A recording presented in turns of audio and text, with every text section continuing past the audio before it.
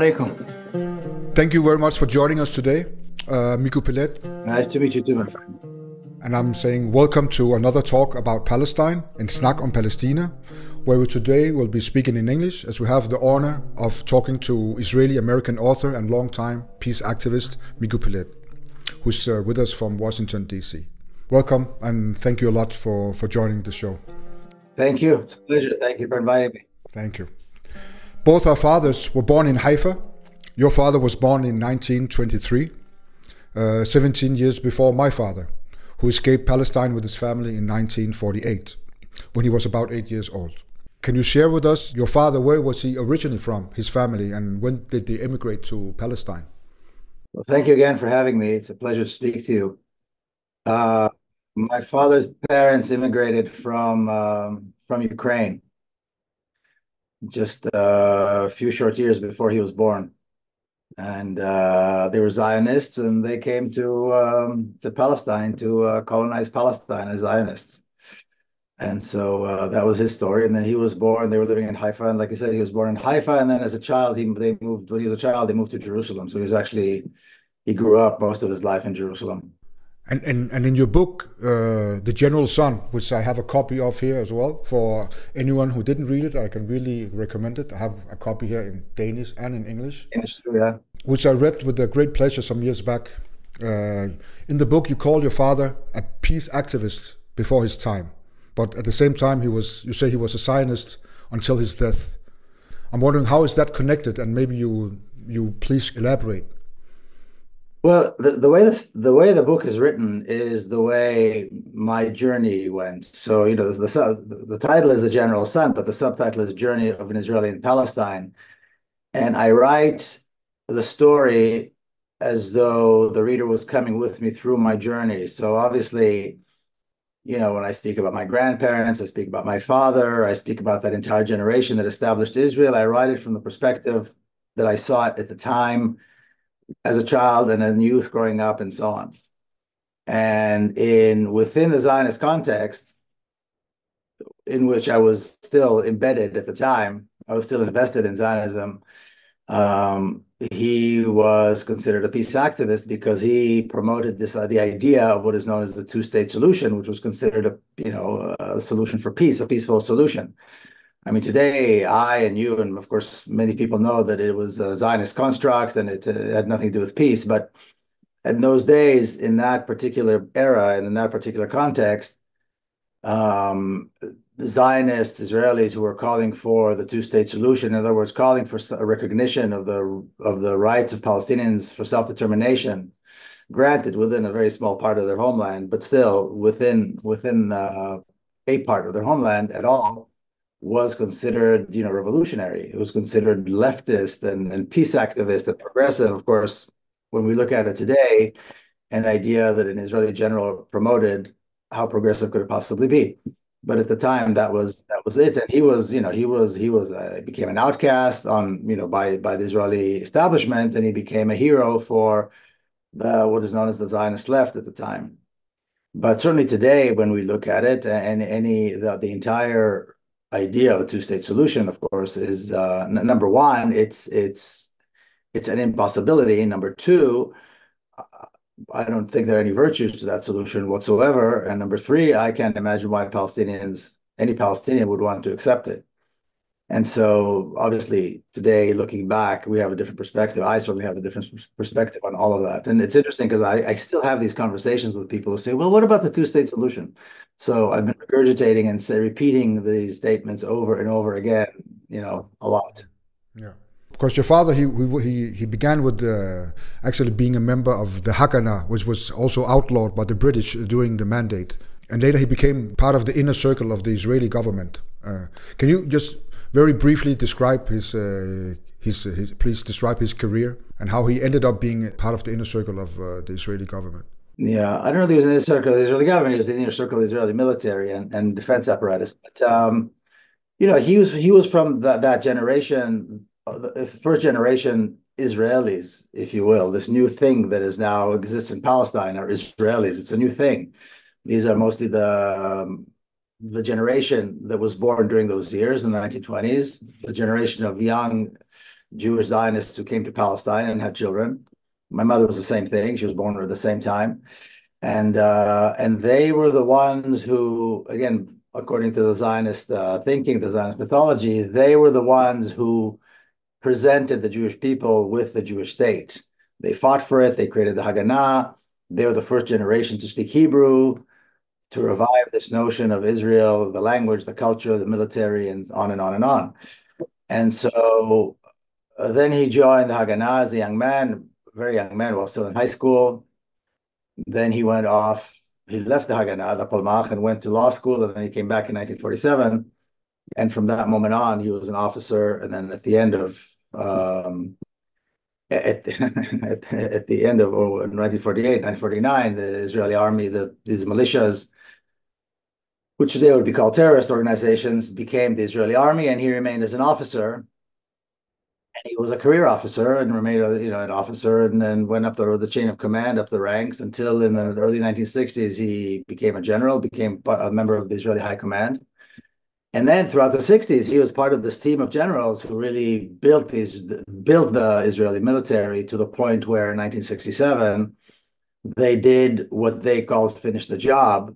And what he described as a young officers, and I talk about that in the book, years before that, during the 1950s, as the need to push the border of the state of Israel to what he called its natural boundaries, which is the Jordan River. In other words, to take the West Bank and Gaza, basically. Okay. So then they did that. They thought they needed to do that. It was obvious that they were going to do it at some point. In 1967, they did just that. Okay. I know you've been talking a lot about this before, but can you still say something about how it was growing up in an Israeli Zionist environment? And I believe it's a very important insight, and many people don't know about this. Well, being part of a family like mine, which was not just a Zionist family, but it was a family of the pioneers, of people who established the military, established the state. When you grow up in that environment as a child, and you're, of course, indoctrinated into Zionism, then, of course, you have a great sense of pride. You think you're part of your family, or you're part of something very special. Mm-hmm. And the conversation everywhere, whether it's the nuclear family or the extended family, is always what do we do for the state, and how do we give more to the state, and how do we sacrifice for the state? The state. It's almost a fascist kind of a thinking. The state is the most important thing. What can we do more, and that sort of thing? And so obviously you grew up, I grew up certainly very, very proud of that heritage, and there are no Palestinians in that story at all. There are Arabs who tried to kill us, who tried to destroy us, who are killers and are dangerous, and all the different racist characteristics that are imposed were placed on the Arabs, and that's it. In my case, I started hearing about or at least the term Palestinian, and the idea that there's such a thing as Palestinians relatively early, because in the 1970s, well, after my father retired from the military, he began talking about the Palestinian state and the Palestinian people, something nobody talked about, certainly not within the establishment. And then in the 1970s, he was part of this group of Israeli Zionists who began these meetings with members of the PLO in Europe and in North Africa. So Palestine, Palestinians, the PLO, the Palestine Liberation Organizations were things that I began to hear rather young compared to other Israelis. So I knew that I knew that there was something there. There were people there, that they deserved rights, that we took their land, that sort of thing, but only within the context of post-1967. So there was never a discussion about return of refugees or what happened in 1948. They insisted always the past, was the past, and that we were not going to discuss that. So it's always within the context of the West Bank, that there's an occupation, and so on. And as things got more severe in the West Bank, and Israel was attacking refugee camps in Lebanon and so on, my father's rhetoric became, much more fierce against the policies of the state of Israel, not against Zionism, but against the policies of the state of Israel that he believed, because after 1967, he believed there was an opportunity to make peace, that Israel immediately should have agreed to return the territories taken in 1967, made peace with Egypt, with Syria, with Lebanon, and with the Palestinian people by allowing them a state, a Palestinian state. So to that end, he criticized the state of Israel till his dying day, still as a Zionist, but believing that there was a possibility for peace that Israel was missing, obviously, and also he believed that that was the only way to secure and promise the future for the Jewish state. So can you say that your father's change of approach to the Palestinian issue also started to push you in another direction? I don't think he had a change of approach. It didn't change. I don't think he certainly didn't believe it was a change of approach. He fought his entire life what he believed was the most important thing for the state of Israel. You know, at the end of May of 1967 and the first few days of June of 1967, he thought war was the most important thing. Granted, we're talking about the West Bank and Syria and so forth, but that's another issue. But then immediately, as soon as the war ended, he said, "Okay, well, we won the war. Now we need to make peace, because the whole objective of war is to gain, political accomplishments." And he thought peace was going to be it. Obviously, the rest of the Israeli establishment wasn't interested, and we know that very well today. I was not really involved, but certainly his having been raised by him and hearing about the Palestinian people and being privy to these conversations he had with members of the PLO and so on, obviously pushed me forward on this, and my understanding of the issue was far greater than most Israelis, certainly from my generation. So when you eventually started to break away from Zionism yourself, what was the reaction of your surrounding, and was it also maybe one of the reasons why you eventually chose to leave the state of Israel with your family? No, that had nothing to do with that. I never thought I left. I thought I left for a little bit and I was going to go back. And I've tried to go back since several times. Well, so at one point, actually, I remember that point very well. I mean, I was just as strong a believer in the two-state solution, and that was really the only solution, and so on, until about 2005. In December of 2005, I embarked on a trip into the West Bank to meet with activists in the small town of Bil'in. I've probably heard of Bil'in. And in 2005, they created the popular resistance for nonviolent, demonstrations, and they embarked on these demonstrations every Friday.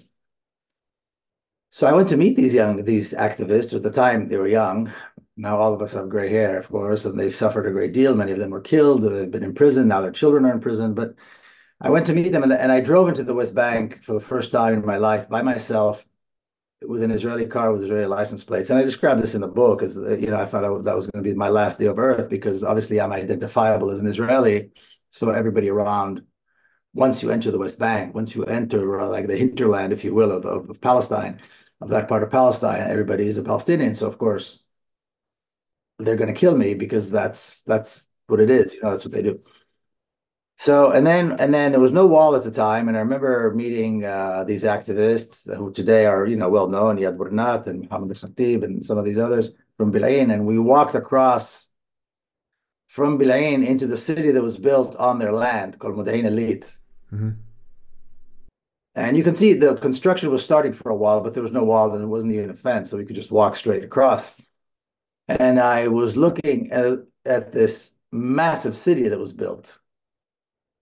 Massive city that was just built, billions and billions of dollars. And then I realized it's not the only one. There are cities like this across the entire West Bank. The entire notion of a two-state solution is an absolute lie. I saw it visually, and it dawned on me, this is all a farce. They've been lying the whole time. There's no intention. There's no chance. There's the whole rhetoric, the whole conversation about two-state solution is an absolute lie.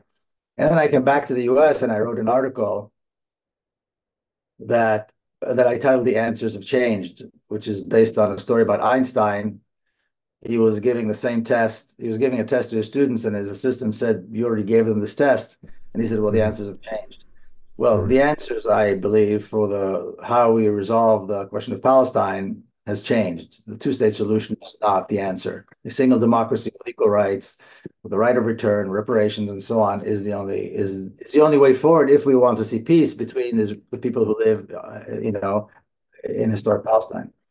So that was really that was the culmination of a lot of things, but that was the moment. How did your surroundings? How did they react to you breaking away from Zionism, when they eventually understood that you were not a part of this ideology anymore? Probably the most common phrase was that I crossed the line. Mm-hmm. I crossed the line. I took it too far. I went too far. Mm-hmm. In a way, I did cross the line. I saw the other side, and I realized that obviously it doesn't take one instance, but one instance kind of becomes the moment when things really, really change. And so to me, that was that moment. And I did cross the line, and I'm very happy that I crossed the line. I think it's important that's a line that you need to cross. Everybody needs to cross. I hope it's okay. I'm asking, so how has it been raising your own children without the Zionist narrative? And what did you discover in the process? Well, first of all, when you rid yourself of racism, it's a very liberating process. And I raised my children. I have, 3 older children, and 2 of them are quite the activists. They've all all 3 of them have been to Palestine. I have 2 younger children too, and they've been to Palestine too. So, I mean, Palestine, activism for Palestine is something that goes without saying. My daughter says she calls it the family business. This is what we do in our family. We fight, we struggle to free Palestine and to stand with our Palestinian brothers and sisters. And they've been to the West Bank, they've been to Lid, they've been to the Nakba, they've been everywhere. In other words, they've been with me throughout all of Palestine, and they know it well.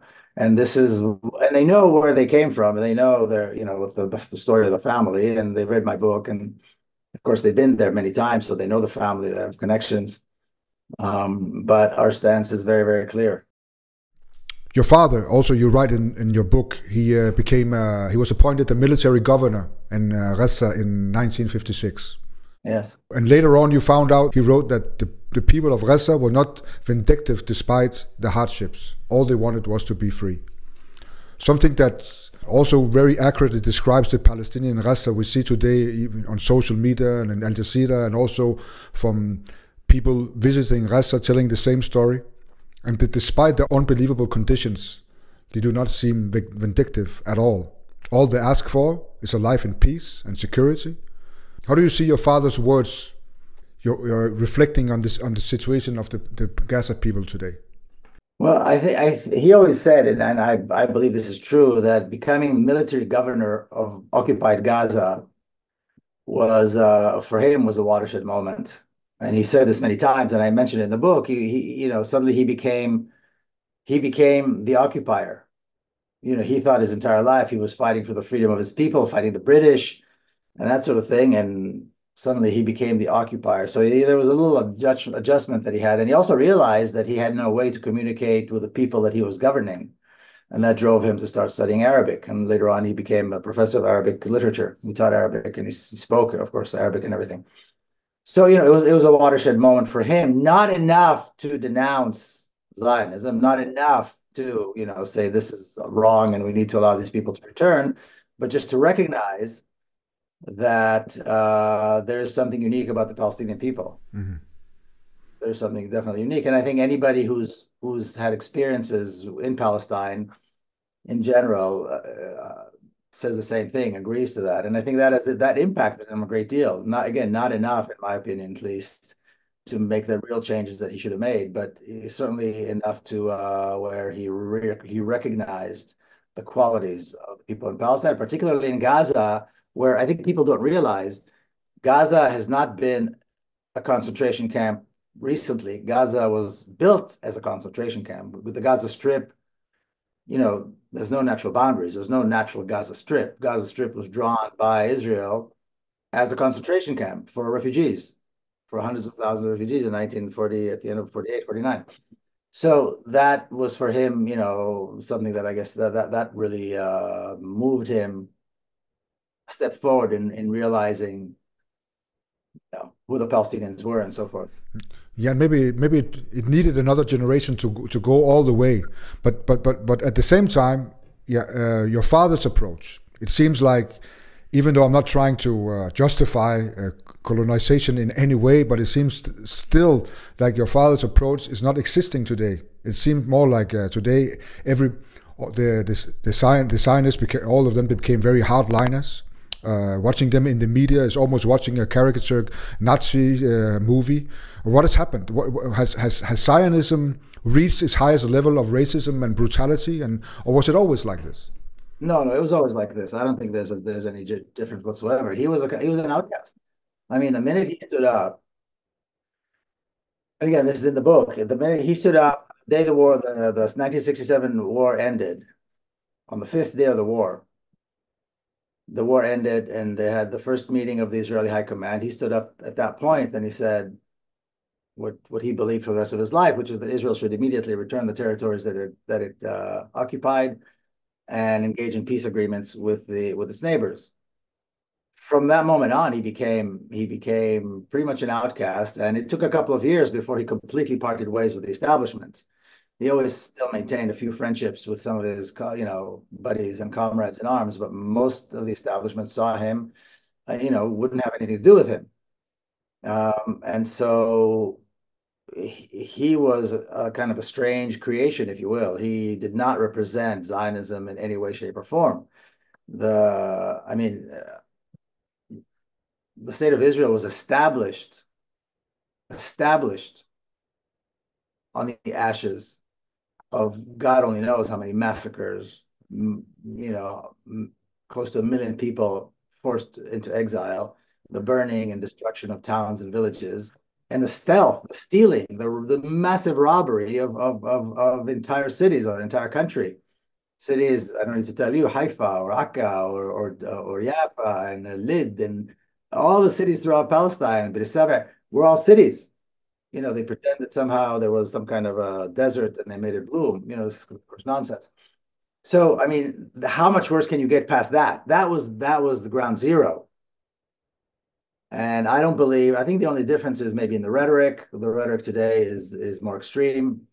It's less flowery, less pretty. I think the characters that are in play are slightly different. The generation of my father were secular, they were kind of socialist, they were pioneers, they were kind of different. Now we're seeing more of the settler type, which combines Zionism with religion, so they've got a different kind of fanaticism to them. They're much more corrupt. Those days, the people were somehow, we're not corrupt in that regard, in the internal corruption there. And so, but those are cosmetic differences. In terms of essence, in terms of the essence of Zionism, I don't believe anything has changed. In terms of the essence of the state of Israel, I don't believe anything has changed. They established an apartheid regime immediately, and there was just different governments that maintained it all of these decades. Now you're living in the States. Do you feel any change towards the attitude towards the state of Israel in the States and also in the American Jewish society? And what will it take for the United States to end their unconditional support for the state of Israel, you think? Well, that's a difficult question to answer. I think most people would say, yes, there's been a great change. We see, hundreds of thousands in the streets. We see a lot, thousands of young Jews protesting and really, protesting very seriously, demanding ceasefire and so on in ways that we've not seen before, which of course is very good. I think it's sad that it took over 20,000 innocent civilians to be massacred to bring this out, because this could have been done before October 7th. Why it wasn't done before October 7th is always a question that I ask myself, because I'm, a lot of my videos and interviews are resurfacing from the past, and I'm saying we have not seen the worst of this yet. I've been saying this for years. We have not seen the worst of this, and we need to stop it. We need to be out there protesting and demanding rights for Palestinians before the next massacre, before the next Palestinian is killed. But of course, that's not the nature. So it's hard for me to be excited about this, because I'm angry that that's what it took. All of these things could have prevented. We could have prevented October the 7th. We could have prevented these 20, 30,000 massacred Palestinians. God knows, of course, there's a lot more than that number. We don't even know yet. And the suffering and all of that, all of this could have been prevented. All of this could have been prevented, I believe, if these hundreds of thousands and so on were out in the streets on a regular basis every day before this happened. But we always get excited after something happened or during something happened, and then people go back to sleep. And that to me has always been very problematic. I think that in order to change what is happening in America, this American support, there needs to be an effort that is at least parallel, if not equal, to the efforts that the Zionists have been making to promote their case.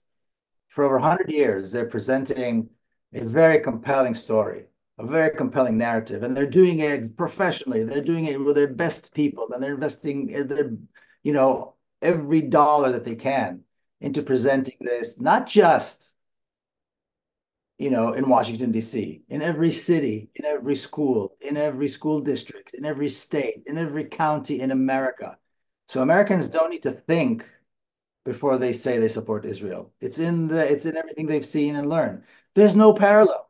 There's nothing on the Palestinian side. Nothing is taught. There's no institutionalized system. There's no institutionalized effort, campaign to demonstrate the other side. So if an American wants to make an informed decision, informed opinion, they don't know anything about Palestine. All they know is one side of the story, and this is true for politicians too. Granted, their politicians have other interests and lobbies and things like that, but on the very basic level, the decision makers here in Washington, D.C. do not have all the information they need in order to make an informed decision on the issue of Palestine. It doesn't exist.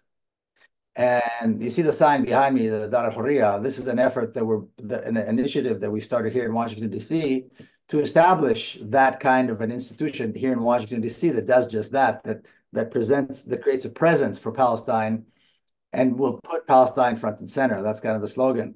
Because right now, there is no Palestine physically, there's no Palestinian flag, there's no Palestinian office, and there's nobody presenting the case for Palestine in any way that is, systemic and strategic. Only reacting to what is happening when something is happening. So it's hard for me to be optimistic and be excited about what's happening, because I am angry that this did not happen, before. This should have happened a long time ago. And this kind of leads me to my next question, because still, even though from all these thousands of deaths, it seems like, or it doesn't seem like it is, the situation is that the Western governments, they're still supporting Israel. They're still behind Israel. And so it seems all these deaths, and even half of the world is calling it a genocide. The West they're still behind Israel in this massacre. Which leads me to a guy like the Prime Minister of the State of Israel, Netanyahu, Benjamin Netanyahu. He's also mentioned in your book. I think I remember right when you wrote that he used to come to your family house when you were younger. The movie director Oliver Stone, the American movie director, he recently said that he once interviewed Benjamin Netanyahu some 20 years back, and he could already see it then in his eyes back then that he was a madman. And so I'm asking, maybe it's a stupid question, but as a kid, could you see back then what Oliver Stone he was able to see, thinking back? I don't think he's a madman. He's a megalomaniac and very ambitious. Okay. I think he's an ideologue. As a kid, as kids, you look at a guy like him and his older brother who was killed in Entebbe at the Entebbe operation, as gods. I mean, there were officers. There were officers in Israel's most elite, quote unquote, commando unit. They would come back from all these operations, and we would come see them, or he would come with his uniform, and every kid wants to be a hero like that. And I said this once before.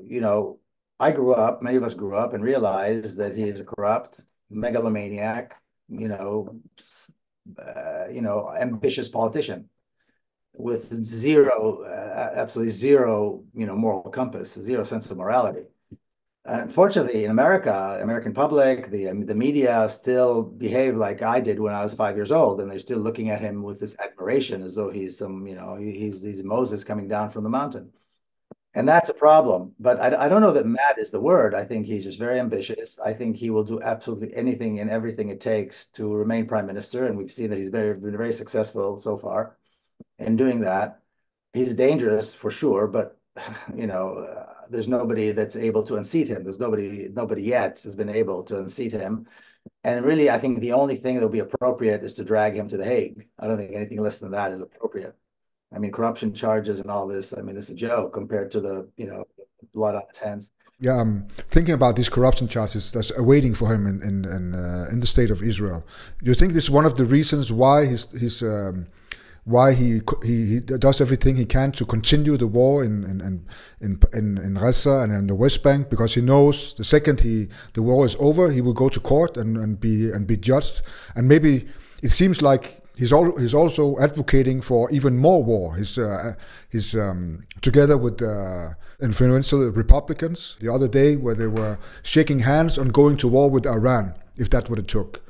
You think that he would rather begin a third world war and bet on the third world war if it keeps him out of jail?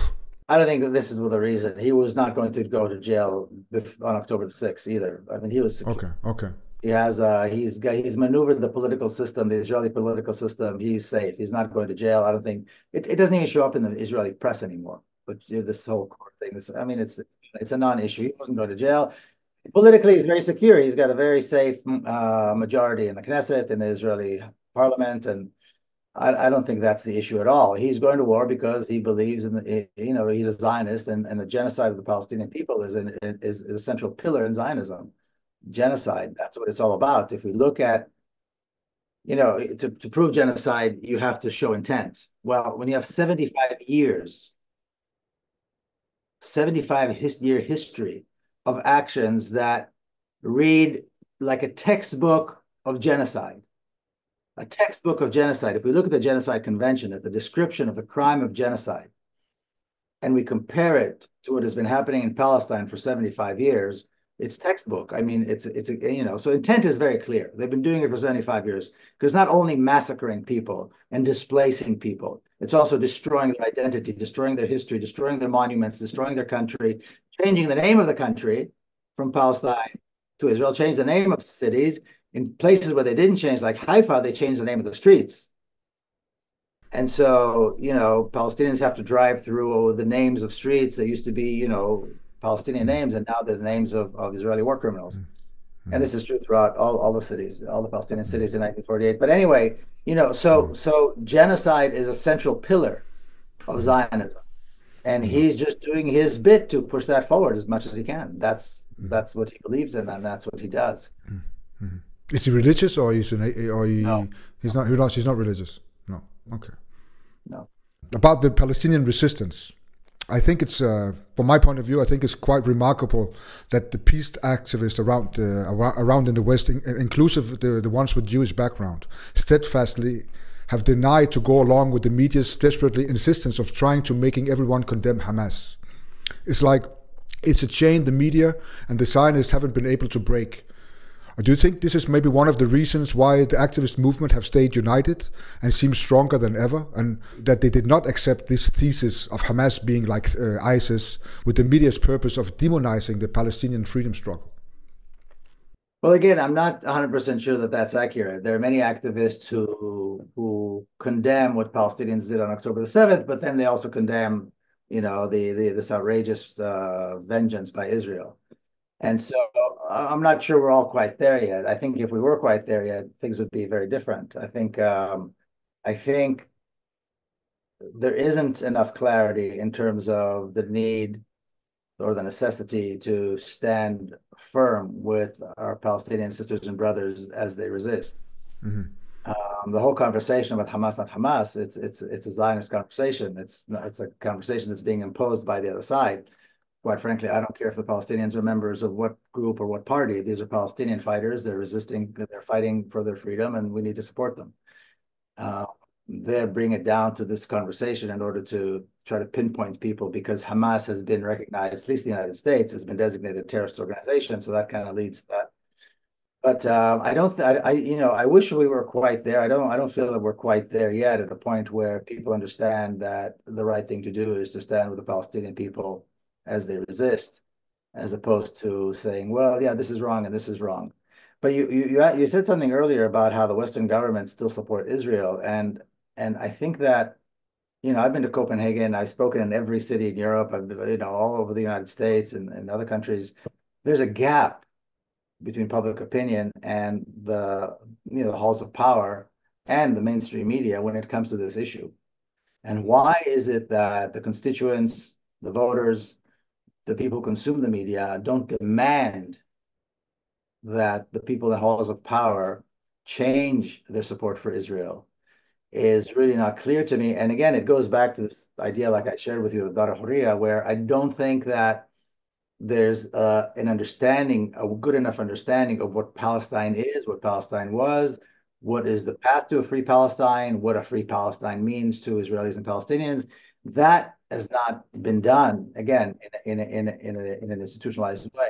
And I think that's part of the reason. But as voters, as constituents, why would we give our vote in countries where we do vote to a politician that is not willing to denounce and condemn Israel? Why in the world would we do something like that? Not because of October 7th, because of 1947. Exactly, exactly. Yeah. Yeah, for example, from what you're saying, there's still a long way of making the people realize what is actually going on, because they were raised with the Zionist narrative. For example, the other day, last weekend, there was we had a new king. The queen mother, she stepped back and let her son become the new king, and there was hundreds of thousands of people in the streets. And Palestinian activists, we went to this demonstration with Palestinian flags to mingle in and show and raise the Palestinian flags between these Danish citizens who came to celebrate the new king. We were met by people saying, "Why are you doing this today? Could you not have done this another day?" Or even people calling us terrorists. And these people, you will never see them to these demonstrations, which are daily happening in the streets of Copenhagen. So yeah, there's a long way, because the majority of people, they still buy in on the Zionist narrative, unfortunately. So there's a long way, I believe. Yeah, there's a long way to go. And again, unless it started, then it's never going to change. Still, it seems like Israel and the Zionist propaganda, they only have a few cards left on their hand. The people who still buy into this constantly repetition of Hamas, which is, I believe, is the justification of killing Palestinians, and Holocaust, which they keep comparing with the events of 7th of October. So it's like all the critics of the state of Israel, they try to brand them as anti-Semites. But it's like it doesn't really work in the same way anymore, like it did before the 7th of October. Would you agree on that? Well, there's definitely a change. Again, I'm not happy with, I don't think the change is enough, and I think it's too late. But I think that certainly there is a change. I mean, we're seeing even on the the mainstream corporate media, more voices that speak about justice for Palestine than we've ever seen before. And so we are seeing that, and Israel is been taken to The Hague and had to argue to justify what is unjustifiable for the first time. And I think that's a watershed moment. I don't think that's you can take that back. I think we're going to see more and more of that. And many countries supported this the petition, the South African petition to do this. So that's a very good thing. I believe that we can get to a point where we can dismantle the apartheid state, and we will see people like Netanyahu and others at The Hague as defendants. That's I wake up every morning thinking about, okay, how do we move forward today to get to that point? And what I find frustrating is when people always find a reason why it's not possible, as though there's any doubt that it's going to be a tough challenge. I mean, you have to be a little bit crazy to even be part of a movement or a group of people that even talks about this, let alone tries to make it happen. But I think another part of the reason for this is that people cannot imagine. They cannot imagine a free Palestine because they don't know that there was a free Palestine. In other words, there wasn't a state, obviously. I'm not talking about that. But prior to 1948, there was a thriving country with an economy, with a culture, with cities and towns going back, centuries. And again, people don't know. They don't know. There's nothing to do about it. But so in order to imagine that a free democratic state on all historic Palestine with equal rights will actually benefit is the recipe for peace. It's the only recipe for peace. If people want to see peace, if people want to see Palestinians secure for the first time again since 1947, Palestinian lives are not secure. Nobody guarantees the lives or the safety of Palestinians. It's not even part of the conversation. unless people can understand and envision this possibility of Israelis and Palestinians living in peace, Palestinians can be free in their countries, where in their country, where refugees are able to return, but not as a slogan, as real mechanisms put in place to allow the refugees to return. Then you have to have that kind of understanding what was there before, so that you can project forward and say, well, we can return to that. It's not going to be exactly the same, of course, but we can bring Palestine. Palestine has that capability. It has that history. We can do this. We can do this. And so I think that's part of the challenge that we face. Yeah, and I think to get there, one of the important thing is to demolish this. I think this idea of what is anti-Semitism when you attack, for example, when you attack Zionism. This is what. So it's like it's still what people are most afraid of, to be branded as anti-Semites when they criticize the state of Israel and Zionism. But still, it's so stupid, I believe, because what if you oppose Christian Zionism? Are you also then an anti-Semite? And what if if you are against Hindu Zionists and Buddhist Zionists? Are you also an anti-Semite then? So it really doesn't make any sense. And I think this is one of the narratives that really has, when we succeed in breaking this narrative, I think we came a long way. Well, the Zionists are very good at dragging us into their conversations. So they put out a slogan, a bumper sticker: anti-Zionism is anti-Semitism. They're done. They don't have to say anymore. Now we have to sit down and talk for 15 minutes to explain how absurd this is. And they're very good at that. They drag us, Hamas. It's because of Hamas. Okay, now that's a slogan. Hamas are terrorists. Palestinians. Now, again, they throw out these slogans that are very catchy. And they catch on because there's there's a propensity. There's all these ears that are ready for it, that have been conditioned to accept this. We need to sit down again for another 15 minutes and explain why this is, you know what I mean? Yeah. So I think it's really important to recognize when they do this, condemn Hamas. I'm not talking about that. That's not something I want to talk about. I'm condemning 75 years of genocide. That's what I'm condemning. I'm not to engage in these ridiculous conversations. Anti-Semitism, not anti-Semitism. I'm called anti-Semitic. Ultra-Orthodox Jews, the Neturei Karta, have supported freedom in Palestine since before 1948. They opposed Zionism before even the state of Israel was established. They're called, and with the Palestinians being Semites as well, So yeah. Oh, not to mention. But again, it's so I think it's important to not engage when they throw these slogans, but to stay focused on what needs to be said, which is a 75-year genocide, a 75-year campaign of ethnic cleansing and an apartheid state, which are crimes against humanity. Crimes against humanity, which, by the way, if they mention the Holocaust, these crimes against humanity were allowed to take place 3 years after the end of the Holocaust. It was just after the Holocaust that the crimes against humanity and genocide, that these things became law. And immediately after that, the world allowed them to take place in Palestine by people who claim, without any justification, that they somehow represent Jewish people, the Zionists. So, I mean, with that, we need to stay focused, I think, on what we feel needs to be said and not get dragged into their conversations. Yeah, and as you mentioned before, South Africa, they made an incredible case against Israel in Hague, and it was beautiful to watch. I believe it was like God, He sent an angel to see the argumentation, and it was like all of us who's been following the last 3 months and trying to do something about it.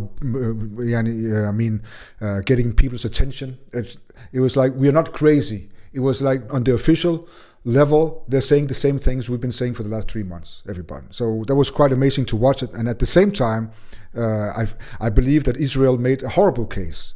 It was very clear that if it was in any other circumstances, they would have lost the case on the first day. But unfortunately, what happened, the same night, Israel made this very poor appearance in court. The United States and Britain, they began bombing Yemen. And it seems like very desperate and pathetic. It's like this is the response of the proof of genocide, is to escalate and expand the violence. Is it all to protect Israel, or how do you see it?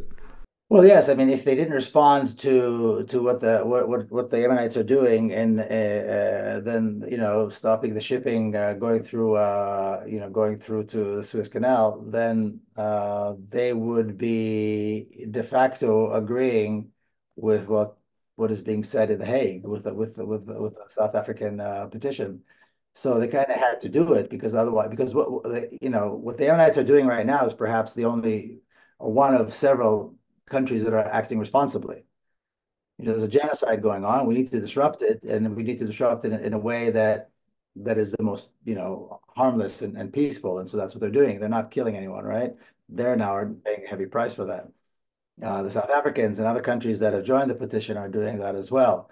But of course, the US and the UK can't allow that to become to legitimize that. So they respond with violence, which is what they're known for doing. They always do that. Israel responds with violence. They respond with violence.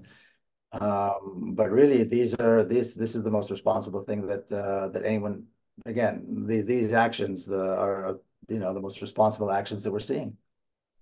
And it seems like they're not really, the United States are not really considering the future. They respond in the same way they always have been doing, but at the same time we have a world where the tides are changing. It's like the global South, which takes many of them takes the Palestinian side officially, and the West, who stands behind Israel. And do you believe this genocide in Palestine eventually would predict a new situation in the world, and we're facing a completely new world structure after this? I think that we have an opportunity now to make that happen. Whether or not it's going to happen or not, whether or not it happens, that remains to be seen. I don't know if it's going to happen or not. If we seize this opportunity, and again, looking at the piles of the numbers of Palestinians who were sacrificed because of this, it's hard to call it an opportunity. But if we seize this moment, we can change the reality, and we can ensure that this is the last time Palestinians are ever killed, that the lives of Palestinians are ever forsaken like this. We can make that happen, but we really have to get to work, or else it's never going to happen. This can be the beginning of the end. Again, granted, Palestinians have sacrificed above and beyond, and because Palestinians have shown, courage above and beyond what any nation should have to show. Now it's our turn. It's our job to make sure this never happens again. Not a short ceasefire, not a permanent ceasefire, but a dismantling of the apartheid state, the freedom of Palestinians to go back to their lands, live in their land, as free people. I think that is our calling now. That is our responsibility as people of conscience around the world. Okay. Yeah, for the end, going back to our fathers. Your father, from how you describe him in your book, it seems like, I believe, from what I read, he might go against this genocidal government of Israel. What do you think would be his approach to if the situation today, if he was here? What would he say? I think he would definitely call for the dismantling of the apartheid state. He called for sanctions against Israel in 1992. Already, because he said obviously Israel is not willing to make peace. Israel is doing everything it can to build in the West Bank and make a two-state solution and make peace impossible. And so he called it, again, long before anyone else, within that context. Today, there's no question in my mind whatsoever that he would have called for, he would have been at the Hague testifying for the petition against Israel. No question about that. I also know that my father, if he was still alive today, I know the current situation or events in Gaza would have broken his heart, especially to witness this unbelievable deaths of the children. I'm sure it would, yeah. I think he wouldn't have survived the last 3 months. I really don't. Yeah. As the last thing, I know we mentioned it a little bit before, but just to close up, what do you believe is going to be the future for Palestine, and how do we get there? Well, nobody knows. It depends on us. If we act, then I think the future could be a good future for Palestine. I think the future right now, Palestine is a single state, a single apartheid state. That's it, all of Palestine, from the river to the sea. Mm-hmm. An apartheid state. Anybody who believes in racism, violence, and supports apartheid, they should go ahead and support Israel. if people, and again, it's a question of values. It's not politics or religion or anything like that. It's what you believe in.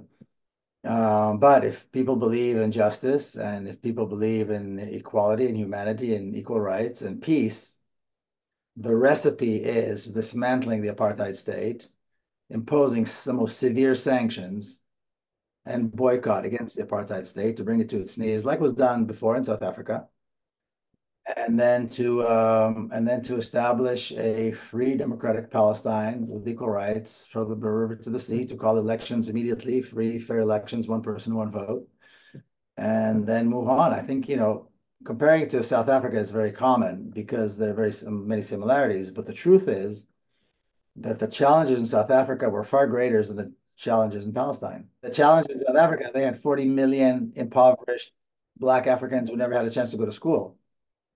In Palestine, you have two communities that are highly educated, some of the highest literacy rates in the world, even in Gaza, and two communities, two societies that are ready to go to work the next day. They could establish a democracy, a functioning, productive democracy very quickly if they're given the chance when the apartheid regime is dismantled.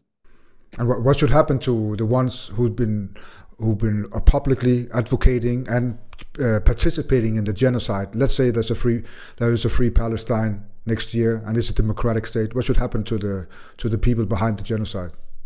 Well, they should go to court. They should be tried for war crimes. Mm-hmm. I don't believe in forgiveness for people like that. I think they should go to court. They should go to jail. I think they should face their crimes, and they should pay for their crimes. It's a very tough thing to do, as we know from history, to drag former leaders and generals to. But I think without question, they need to see justice. In my opinion, at least, for sure. On that note, I'll say thank you a lot for your appearance here on our little Danish show. And it's been a great pleasure, and I've always been a big fan, so it's beautiful to see you live here on the screen. Thank you. And as the struggle for freedom is going to continue, I truly hope that we get the opportunity to talk again in the future. Absolutely. Thank you so much. It's been a pleasure. Thank you. Thanks a lot. Assalamu alaikum. Alaikum salam. Bye-bye. I have no doubt that the direct consequence of the occupation, anyone who said occupation corrupts was absolutely right. And we are occupying the West Bank and the Gaza Strip for the last 25 years, and this is corrupting us. Maybe even